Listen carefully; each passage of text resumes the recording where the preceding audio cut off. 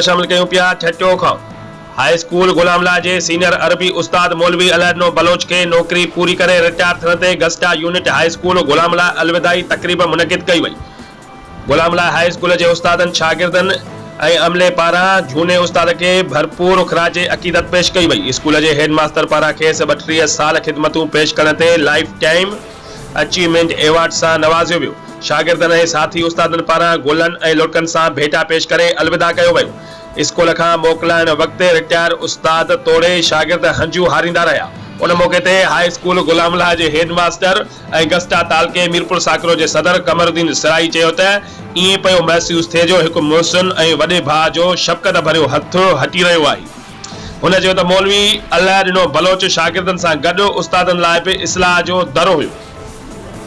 Retire थींदड़ उस्ताद अलानो बलोच चयो त हिन इदारे के 32 साल ॾिना आहिनि, जंहिं दौरान नस्लनि जी तरबियत जो मौक़ो मिलियो। जेकी इज़तूं ऐं मोहबतूं मिलियूं आहिनि, दिल्ली नथी चवे त हिन इदारे मां वञा, पर सरकार जे दस्तूर आॾो मजबूर आहियां। ही ज़िंदगीअ जो हिकु ख़ूबसूरत बाब हुयो जेको अॼु पुॼाणीअ ते पए थो। हितां जूं यादूं मुंहिंजे रूह में समायल हूंदियूं। रिपोर्ट करे रहियो आहे महमद अशरफ ख़ासकेली, ब्यूरो चीफ बे न्यूज़ ठट्टो।